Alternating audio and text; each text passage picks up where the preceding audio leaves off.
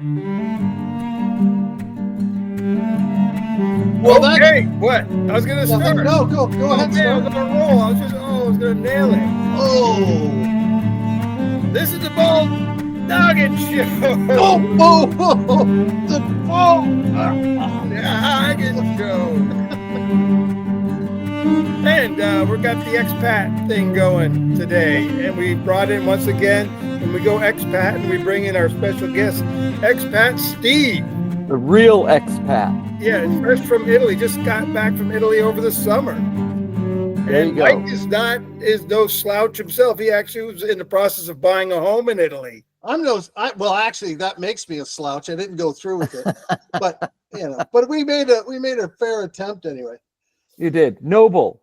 No, all of us have lived there for many years, so we kind of we claim ourselves to be expats, in Italy. But even though none of us live there now, so in our minds, we travel frequently.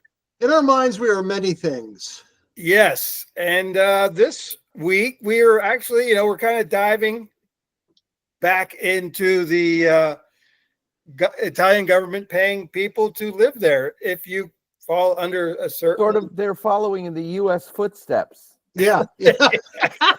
While you cross the border illegally, they'll pay you. Think about how many people how much we grew by leaving our borders open. They're kind of doing the same thing. There you go. Well, that's why Italy's so empty, is because our borders were open, and that's. I didn't see any Italians coming across, but maybe I missed the rush. So yes, Molise is a region of Italy, kind of the ankle southeast of Rome, and it actually has some, paying, I guess, about $700 a month to live there. But there's certain requirements, and we can discuss all that as far. You have to pay them $900. They keep 2, give you back 7.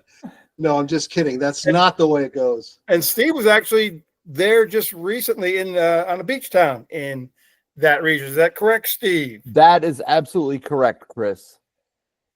We were in Termoli, which is a fairly good sized city. And it's actually interesting because you want to say the town proper sits up above the sea, probably 50 or 100 feet, and then it drops down, and then there's like the beach area. But they make it very, very difficult to find the 1 or 2 access roads that actually can bring you to the beach. So we did a lot of driving around, trying to figure out going down one-way streets the wrong way. And we eventually ended up at the beach. And of course, I think we were there just once, and they said it was 75 degrees and sunny, and we got there and it was 60 degrees and raining. So you can't trust the weather. Different part of the town. It's like Hawaii. One side's sunny, warm, the other side's wet and rainy. But the beaches are nice, and we were talking last week, they're actually sandy, whereas a lot of beaches in Italy are gravel or pea gravel or stone or whatever. These are I think it's like anywhere. You go. No, it's not like anywhere, Mike. Yes, it is like anywhere, Steve. I've been anywhere, and I tell you, it's not like that. Or just wait, it's just like that. We're not sure. It is or it isn't. We're not sure. Anyway, there's sand there. Well, we were down the beaches in Sicily, and they're gorgeous. Were there suns on the beaches? Suns of what? Hey, let's keep it clean here. There you go. That's right. Family show. It's a family show. We're a family. We're on this show. We're all on this show. But that's the thing. I love this kind of. You really have to pick your areas because each area and different towns have different programs. I don't know if the Molise. Molise is a province. It's not a town. So you have what's the other town? Ongobongo. What's the name of that? Campobass. I was close. So the close. one thing is, I was looking at towns, and they say it's the province of Campobass in the region of Molise. And so I thought it was a province of Molise, because when you look at the map, it says Molise, and Campobass is in Molise. But now, I don't know, typical Italian fashion. But I guess like that, we have counties and then we have states. Maybe that's Right. And when I did a little bit of research, it said Molise does have this incentive program, that the government is paying people. Now, if you're really interested, you need to check to make sure the program's still in effect, because I've heard that some of the programs have ended for whatever reason. But the Molise program, they're looking on, as long as they want you to come if you have a business so you can stay. And a lot of them require that you have a family and you're under the age of 40. And so they all have different kind of, crap. Oh, I mean, crap. go. I'm 41. just, trying to bring the, I guess increase the population by you bring your family, you stay for a long time. Yeah. You have to be under 16. Right. Send your orphans. So Now- you just need to be, pick and choose where you want to go, what you want to do. Let me ask a question to one of you that knows the answer. Is it the province of Molise, so you can move anywhere in the province and kind of garner that benefit, or is it like the town of, whatever? There's probably 1,000 different towns in the region. Right. There's a lot of different villages, and I think it's kind of they want you to go to the villages that need more people. Right. Like I was looking at this one town called Filignano. They have 700 residents. So obviously that would be a place where they would want a family to move to. Open a business in a town where nobody has any money. But no, listen, it could work. Well, they want you to have the remote capability to do business online and that kind of That's what it is. That's what it is. because they know if there's no people there, you're not going to make any money. There's no roads and there's no people. They want No, you to I'm open a just being high-end serious. restaurant. Well, you know what? People make stuff work. And I think that's the thing with the internet. Everything's changing. Even here in the United States, a lot of people are working from home. My son and daughter-in-law Not work anymore. Oh, well, that's changing if you're a federal government employee, but they may want to keep better tabs on what you're actually doing. I heard a story about government workers taking electric cars from, federal cars home and then letting the batteries go almost dead, driving to a charging station and take 4 hours to charge it. And that's part of your work. So you go. But don't quote me on that. That's just something that's hearsay. Well, you could wait till July 2026 when we get that Doge dividend of $5,000 Woohoo! and move to Italy. There you have go. Cash in your pocket from all the money that's been stolen from us. But anyway. Well, listen, here's the thing about moving to Italy. It is a wonderful place. And you're moving, a lot of these places are rural areas, they're farmers, and it's just a very different pace of life.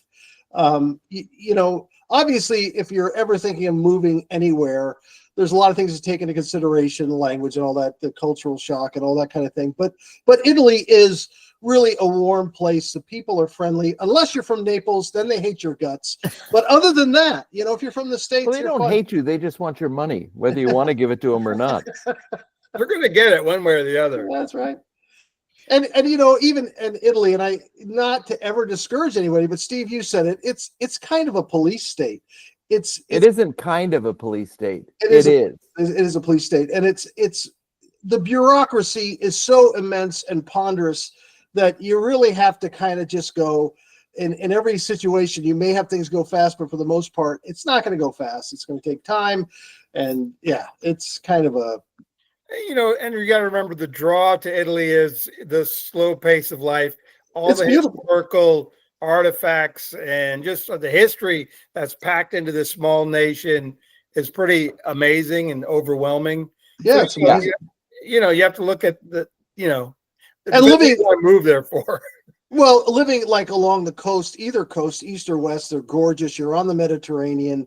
The weather's temperate. It's just a really wonderful, wonderful place. And I love it. But thinking to move there, you always got to really do a massive amount of research to make sure you qualify for the different programs they have running and all that kind of thing. So, well, the one thing that you want, you can go and visit, but you really can't. Hang on one second. I got to move this thing out of the way. You really can't. Visiting, you can't get a real accurate picture of what it's like to live there. Right. But you got to have a spirit of adventure, and the amazing thing now with the internet, Google Translate, you really can basically not speak the language at all and talk with people and have conversations and be able to communicate. Whereas, back in the 70s, you were SOL, and if you couldn't speak Italian, the language. Well, you know what? And here's the thing: if you were really interested in getting immersed in the culture, going to some of these small towns is the absolute way to do it. Absolutely. There's even in Rome, if you stay within the tourist areas, because I know I told you guys that I walked up into our old neighborhood. My wife and I walked up into our old neighborhood, and once you get out of the touristy areas, you're less likely to find people that speak English, Speak Italian. And maybe even speak Italian. I don't know what they're talking about. That's true. But so you go up and outside of the touristy areas and like these rural areas, you would learn the language very quickly. Italian, for the most part, for the simple discussion, if you're asking for directions, it's basic. It's a basic language. It does get more complicated when you get into conjugating all the verbs. I mean, they've got tenses that I never had a clue what the hell they were, but but it's a fantastic place. And I mean, I think if you're thinking of retiring somewhere, I would retiring on the age of 40. If as long as you're retired. Maybe that's true. Well, and Steve, you were saying they're very technologically advanced, like even the small town you were in. They had fiber optic cable. They had Amazon deliveries. I mean, I was really impressed with that because Guardia San Formonte was up in the hills, man. I mean, it's an old city. There's a lot around it. There's a lot of other towns. So, yeah. But even 20 years ago, we would be in Italy, and whenever you went in, I mean, most restaurants, other than the real tiny mom and pop restaurants, but you went to any of the bigger restaurants, they all had remote little order cassettes or whatever, where they would punch in the order and it would pop up in the kitchen where they weren't bringing tickets. And I said to a friend of mine who was in the restaurant business, how come they have these things and we don't? He said, because we built this infrastructure and we have to use it until technology advances so far that we can't. But I mean, they were on cell phones way before we were. The what do you call it? The saturation point was much higher in Europe than it was here, because when we were there in the 70s, it took like 3 years to get a telephone installed. Yeah. I remember they always used to turn off the water on Wednesday in Rome. So you had to fill your bathtub. If you wanted to flush your toilets, you filled your bathtub up with water and you dump it in. And then seriously? Yeah, before we got there, they would shut down like the Via del Corso in Rome to cars. So none of the downtown, the Colosseum, the whole forum area around the Colosseum and the Palatine Hill, that was all free of traffic on Sunday. You were not allowed to drive a car. And that's the thing. The pace of life there outside of the cities is so quiet and slow. And I think the main thing is you'd have to have like 2 or 3 hobbies to keep you busy, because it would get. Well, if your hobby is sightseeing, then you got it made. Yeah, or archaeology, or just historical interest in. Yeah, like our dad, he was very into history, and every weekend he'd be dragging us off to look. And we never even touched really all the places you could go just in Rome. And you get outside right near you, Steve. They just recently dug up another, not a Colosseum, but where they did a theater. They dug up another amphitheater that was on the side of a mountain from the Roman era. So, I mean, they're still finding places there. I mean, it's just unbelievable. The history is so rich and varied. It's been centuries and centuries, millennium. What? Not centuries. Like, Rome is what, 20 centuries ago? Yeah, the Etruscans were there before the Romans started, and the Romans wiped out the Etruscans, and you can still find Etruscan partial buildings and still built. When I was up in Perugia going to school, they had a Etruscan arch in the town that was built, walls and the buildings had built around it. It's still sitting there in the in a part that we were in the old city up in the center. We had about 20 years ago, we were in Rome and we're on a tour, a private tour. It was just 4 of us. And we went to a vineyard, and their tasting room was a water cistern that belonged to a villa owned by Caligula. Wow.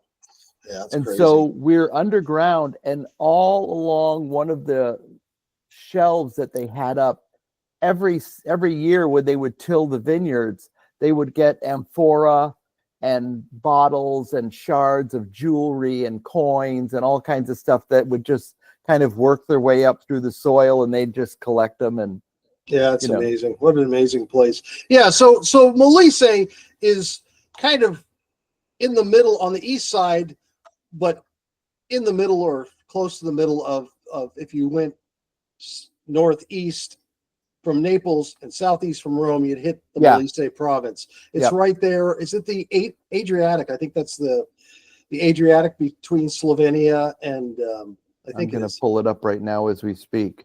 Yeah, so it's just a gorgeous, and you're right across. You're right across from the what's Czech Republic and Slovenia and whatever it is. Split.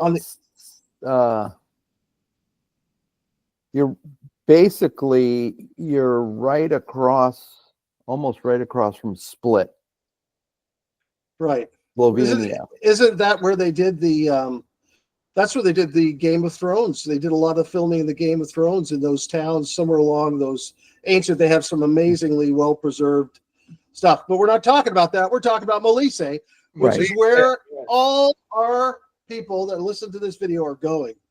Yeah. And so So when you get there, tell them you heard it from Mike and Chris, and Steve helped out. Subscribe and like, share. That's right. So, just if you're listening or watching and you've been to any of the towns near Termoli or whatever, it'd be fun to hear, your comments and experiences. I was just Googling. I mean, there's a lot of, when we drove from where we were, which is just outside of Naples, and we went to Termoli, they've improved the road system dramatically since we were there in the 70s. So it's pretty quick. You used to have to go from little town to little town and drive down Main Street and then try not to hit anybody or hit any cars and then move on to the next town. But now it's sort of a downsized version of an expressway. It's basically a 2-lane road with interchanges.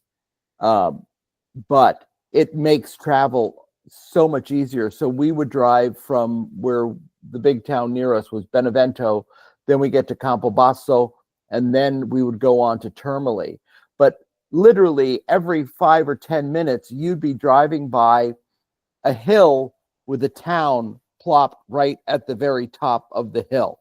Yeah, it's gorgeous. And it's just like dozens and dozens of them, all the way. It gets kind of flat when you get out to Termoli, but they always built it. If there was a hill, there's a town on it. Yeah, it's an amazing place. Now, did you go to Campobass quite a bit, Steve, or did you get? Yes, we did. What was that like? Campobass is a fairly good sized city. I want to say, big as Benevento. Yes. So Benevento is about 150,000. Yeah, it's a similar size, and it's a ski resort area. They have a giant hospital. They have a huge downtown area. I mean, it's a decent sized town with a fairly good tourist trade, but it's what's considered a mountain town, and it's kind of funny. The residents of each town are very connected to the history of their town. Right. And so Campobass is like a hunting town because they lived in the mountains. They lived off of meat. And so I was there for, I had a thing cut off my neck, a third head. It was his twin brother. Yes, my twin brother. So we're talking to one of the nurses there, and she says, well, we're a country town, so we're all about meat. So all the restaurants, it's very meat oriented. They're not. And I just thought it's very interesting that you drive to most towns in the US, people just live there. It's nothing about the history. It's just who lives on their street, and is there a Walmart close by and a Target, and but they're very connected culturally. It's basically like, I wanted to say, like our little town of Guardia, San Tremondi. It was like Napa in the 1950s. Families are very tight. When you go to these little towns, almost everybody in the town has the same last name, or like there's 3 last names in the town that dominate 90% of the population. Wow. And everybody's a relative and an uncle, and there's always a wedding going on, and half the town closes down, and but it's very interesting, a very connected, and you'll find this when you go to visit or you're looking for a house there. You'll find these communities, once you break through the I'm a foreigner barrier and you actually get to know some people, it's a really intimate, connected. We would walk down the street. We were there for almost 3 years, and you basically say hello to everybody you pass on the street. Yeah. And if you don't, then they're insulted, because even though you're a foreigner, it's a person, and you say hello, hello, hello. So it can get rather tiring walking down the street. Buongiorno, buongiorno, buongiorno. You want to stick to streets that are less traveled, so you don't have to. That's good moral advice, Mike. Yeah. I look at Chris. You want good advice? Actually, oftentimes we would do that. We would walk the streets that were one street off the main street, just because there weren't as many people on those streets, and you'd kind of, it'd be easier to go down and, I think all these type of moves for, I would say, Americans, if you're retired, I think you probably want to go somewhere that has some sort of large expat community, or larger, that has at least some people that, because it's going to take you a long time to learn the language. If you're younger than 50 or 40, and you're bringing a family, I would move to one of these small towns, find a place that you like in a location that you really, that appeals to you, and dig in, learn the language. Probably take you a year or two, but you'd be proficient in the language in a year or two. That would be the way to do it, because that's the thing.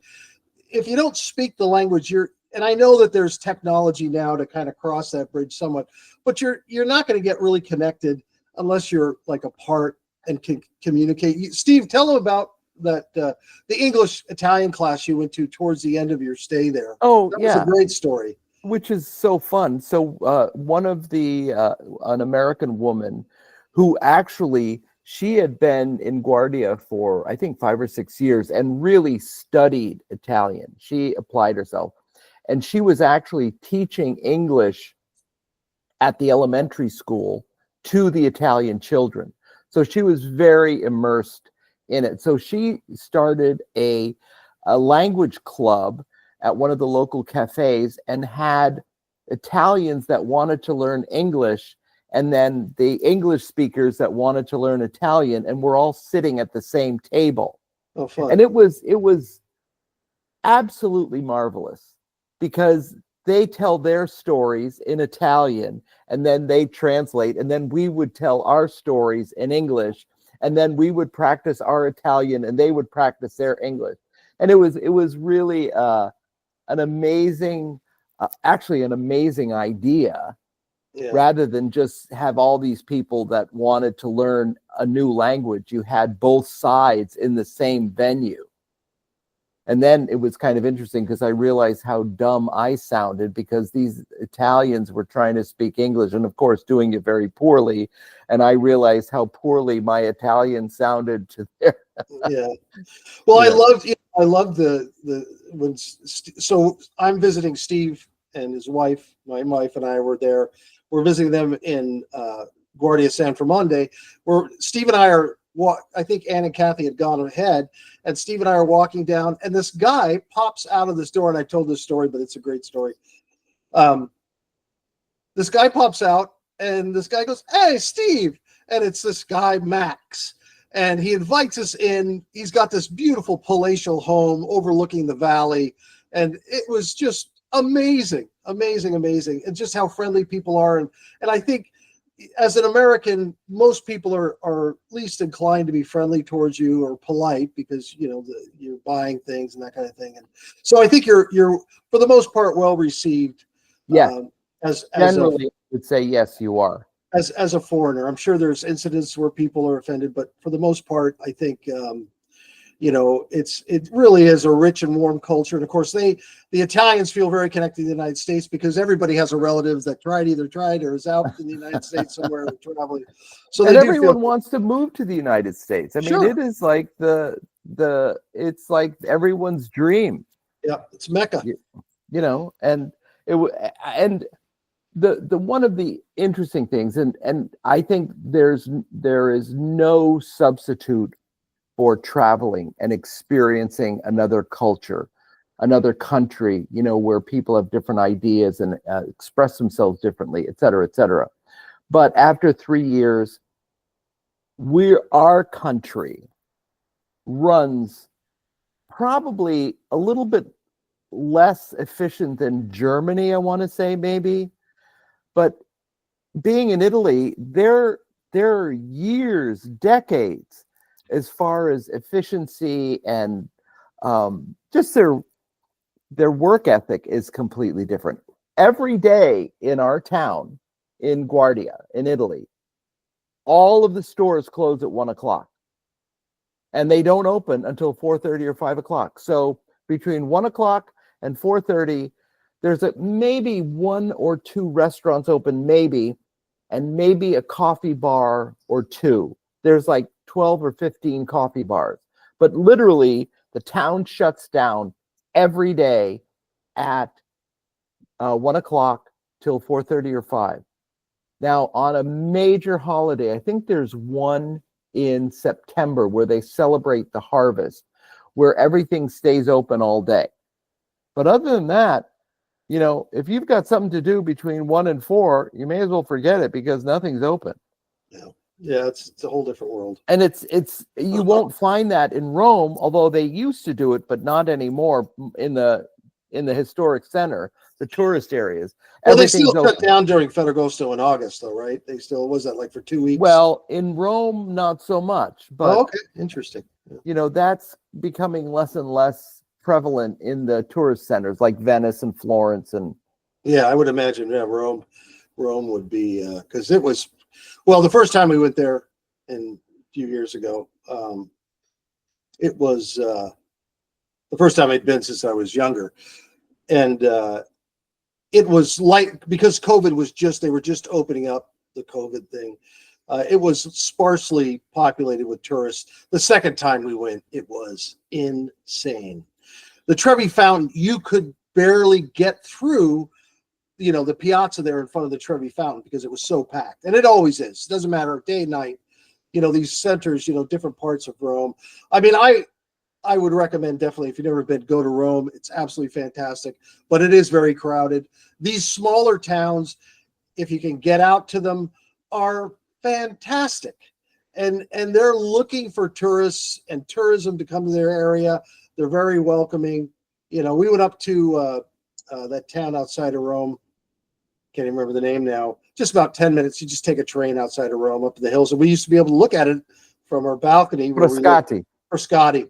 Absolutely fantastic. The wine, the food. We went to this little vineyard, and we got to make our own pasta. Then they cooked the pasta, and they made carbonara with the pancetta and the whole thing. It was absolutely the best pasta I had while I was in Italy that time. The second time we went, the best pasta I had was in Amsterdam, which is kind of weird, but that's what it is.